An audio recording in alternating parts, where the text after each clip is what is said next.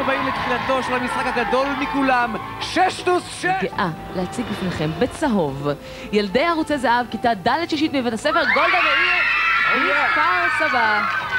וקפטן הכיתה הוא דניאל איתך, קבלו אותו במחיאות כפיים. דניאל!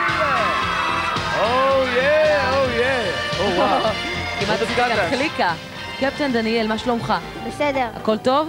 כן. זה איתך או איתך? איתך. איתך, אבל אתה איתנו, זה בטוח? כן. מצוין. מהו הספר השלישי בתורה? כן?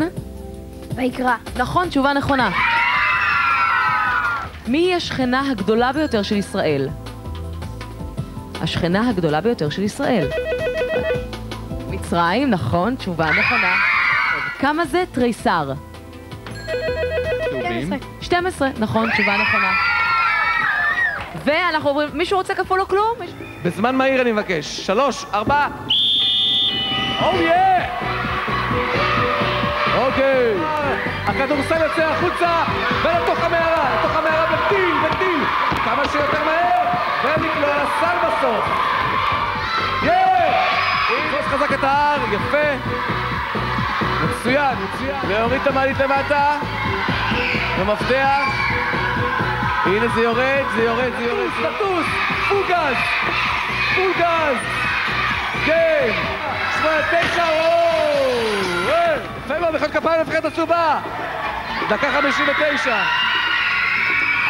הם הראשונים שעשו את המשימה הזו, לכן הם כרגע מחזיקים בשיא. אין משהו יותר טוב מזה, זה הכי גבוה שיש לנו עד היום. אנחנו ד' 3 מגובשת.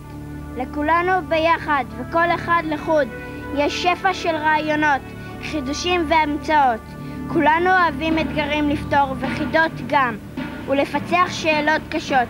אבל יותר מכל, בתחרויות אנחנו אוהבים לתפוס אך ורק את המקום הראשון. ד' 3 זה עולם של דמיון. ד' 3 מקנאים בהמון. ד' 3 זו כיתה עולמית. ד' 3 זו כיתה כן.